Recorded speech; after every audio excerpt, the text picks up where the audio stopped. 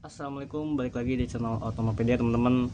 Nah, kali ini yang kita mau bahas adalah bagaimana perbandingan antara filter udara racing yang ini racing guys, dengan filter udara standar motor matic terutama ya. Nah, pasti banyak yang nanya kan, Bang, ini sebenarnya fungsinya apa sih, atau kelebihannya apa, kelebihan dari masing-masing filter ini. Misalnya filter standar ini kelebihannya apa serta kekurangannya apa, dan filter racing ini kelebihannya apa dan kekurangannya apa gitu teman-teman. Nah, jadi yang pertama-tama yang pengen saya bahas adalah basic dari pengertian filter udara itu sendiri teman-teman. Filter udara ini diukurnya ini menggunakan PPI ya biasanya kalau penyebutan orang, atau pori per inci. Nah, terus kan banyak yang nanya apa itu arti pori per inci, guys. Pori per inci adalah jumlah sel dalam inci ya, jumlah sel dalam busa. Maaf, salah. Jumlah sel dalam busa yang ini nih, kayak gini teman-teman. Jadi jumlah sel dalam busanya ada berapa? Dan biasanya kalau standar itu filter udara standar ya teman-teman ya, baik motor atau mobil, itu di kisaran sekitaran 15 sampai 25 lah. 25 PPI ya. Nah, sekarang kita lanjut filter udara yang racing teman-teman. Racing ini biasanya cuma begini doang ya tuh. Nah, gitu. Jadi dia tuh beda desainnya dengan filter udara yang standar teman-teman. Dan yang terutama PPI-nya itu beda teman-teman. Dia bisa lebih tinggi, sekitaran 40. Ini saya nggak tahu ya teman-teman yang Nemo ini berapa PPI-nya. Yang pasti punya Verox itu yang filter udara racing itu ya, itu sekitaran 40 teman-teman, 40 PPI. Dan ada lagi yang paling tinggi tuh Koso racing itu 60 PPI teman-teman. Nah, jadi dari sini kebayang teman-teman kan perbedaan spesifik dasarnya aja dari filter udara standar serta filter udara racing teman-teman, untuk motor matic terutama ya. Nah, jadi dari sini kita tuh langsung aja bahas kelebihan yang pertama dari filter udara racing. Nah, filter udara racing ini kan tadi saya bilang punya PPI yang tinggi ya teman-teman ya, di antara 40 sampai 60 PPI ya, atau pori per inci. Maka otomatis tenaga kalian akan bertambah guys, tenaga motor kalian sekitaran, pokoknya saya nggak tahu hitungannya berapa, pokoknya bertambah, cuman nggak banyak hitungannya teman-teman. Nah, kenapa daya motor matic kita bertambah ketika kita pakai filter udara racing teman-teman? Nah, semakin besar suatu pori per inci filter udara, maka ya tadi saya bilang bisa menghisap udara lebih banyak, dan otomatis udara yang masuk ke throttle body itu ya, itu akan menjadi banyak juga dan membuat mesin jadi bertenaga. Nah, itu simpelnya sih teman-teman. Nah, itu tadi kelebihan pertama jika kita menggunakan filter udara racing di dalam motor matic. Nah, yang kedua itu adalah filter udara ini gak sekali pakai buang gitu teman-teman. Nah, kalau nanti saya jelasin ya, ini kan kalau filter udara yang standar ini, nah ini yang motor matic yang standar teman-teman, itu sekali buang, jadi ini kotorannya nyangkut di sini. Nanti saya bahas lagi ya nanti. Nah, kalau di filter udara motor matic yang racing ini nggak nyangkut kayak gitu teman-teman. Jadi dia ya nggak ada perkatanya, jadi kotor aja. Kita cuci ya bisa dicuci pakai sikat gitu teman-teman, atau apalah. Saya sih biasanya pakai sikat ya. Dan intinya dari dua kelebihan tadi, filter udara racing motor matic itu memegang dua kelebihan, yaitu pertama durability, serta yang kedua adalah power. Nah, di mana ada kelebihan, di situ ada kelemahan teman-teman. Apa sih kelemahannya ini? Apa gitu kan? Pasti ada kelemahannya kan. Nah, yang pertama kelemahannya ini gampang ini guys, ini kan desainnya karet ya, tuh yang ini guys. Nah, kalau misalnya ada buangan oli itu dari hawa, ini bisa bikin begini nih tuh, bisa buat desainnya tuh kurang gitu guys, nggak plastik keker gitu tuh.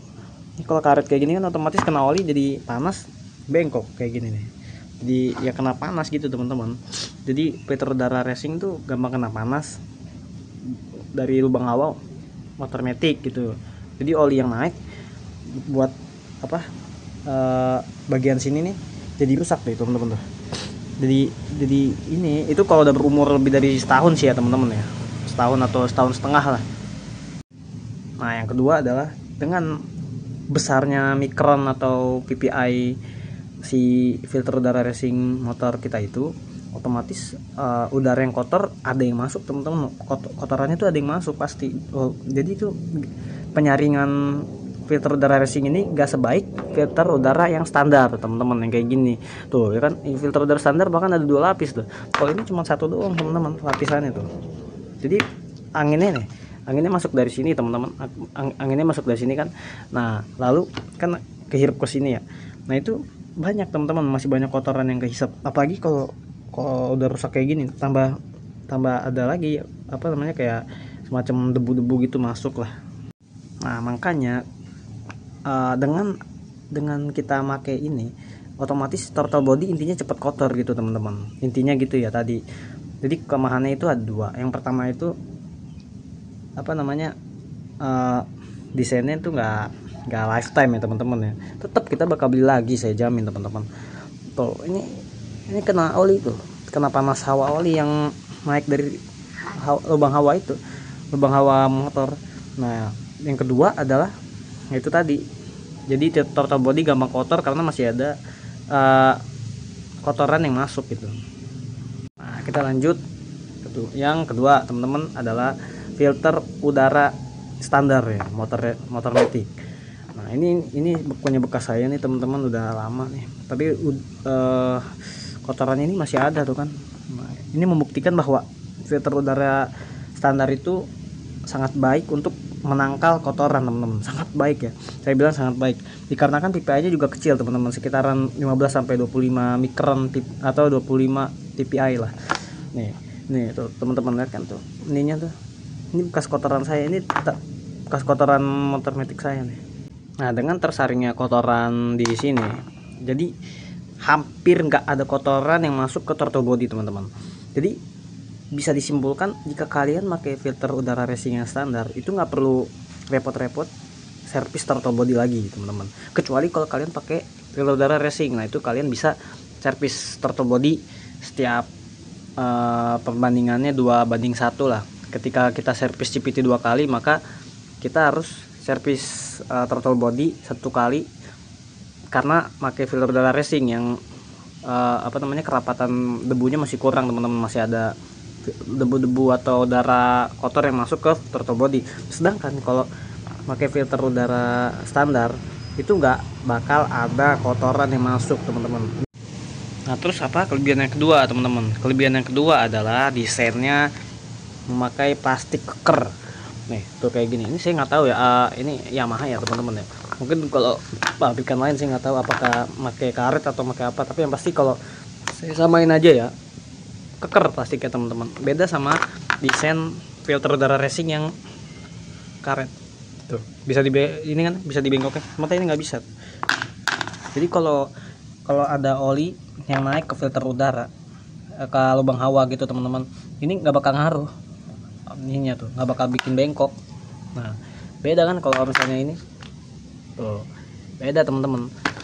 Jadi gitu, filter udara ini lebih filter udara standar ya, maaf, itu lebih keker gitu desainnya teman-teman. Cuman ya emang harus diganti ya, karena dia tuh nggak bisa dicuci sekali, nggak bisa dicuci untuk selamanya, nggak bisa teman-teman. Jadi harus beli buang setiap, kalau nggak salah 5.000 km apa 6.000 km gitu teman-teman, bisa lebih lah. Nah saya udah jarang pakai yang gini sih. Nah dan yang paling terakhir kelebihannya adalah itu tadi, lebih irit teman-teman. Semakin udara yang masuk, semakin sedikit udara yang masuk, itu artinya performanya semakin berkurang kan, dan itu artinya pasti lebih irit bensin. Itu adalah fakta otomatis yang nggak bisa terbantahkan teman-teman. Nah itu aja sih. Nah dari sini banyak yang nanya kan, wah berarti bagusan filter udara standar dong bang? Nggak juga guys. Ini saya bilang kekurangannya ya. Kekurangan yang pertama adalah dari filter udara standar ya. Nih ini kan kotoran teman-teman, ini 2 tahun aja nggak rontok kotorannya teman-teman. Nah ini nggak bisa di recycle atau dibersihkan, ini nggak bisa teman-teman. Filter udara standar itu nggak bisa dibersihin sama sekali. Jadi kalau udah kotor banget sekitaran 10.000 km atau 50.000 km ya, saya lupa teman-teman, itu harus diganti, harus beli baru dan ke bengkel gitu, harus ganti lah pokoknya. Nggak bisa kayak filter udara racing yang bisa dibersihin pakai sikat. Nah dia nggak bisa. Nah yang kedua apa teman-teman, harganya lumayan relatif mahal ya, bukan berarti mahal banget. Jadi harga satu filter udara standar motor matic yang baru ini ya, yang ori ya terutama teman-teman, itu setengahnya harga ini gitu loh, sekitar 50.000 atau berapa. Ini kan 114 ya kalau nggak salah teman-teman, ini merek Nemo ya. Nah kalau ini apa filter udara standar itu sekisaran 60 atau 50.000 gitu teman-teman, dan itu menurut saya relatif mahal ya, apalagi kalau setiap 10.000 km sekali ganti buang. Nah itu kelebihan yang kelemahan atau kekurangan yang paling kurang dari filter udara standar ini teman-teman. Nah jadi gimana nih teman-teman, apakah udah dapat bayangan tentang perbedaan atau head to head si filter udara racing ini serta filter udara standar ini. Nah jika ada yang ingin ditanyakan silahkan bertanya aja ya guys di kolom komentar. Terima kasih telah menonton. Silahkan subscribe jika dirasa konten ini bermanfaat. Wassalamualaikum.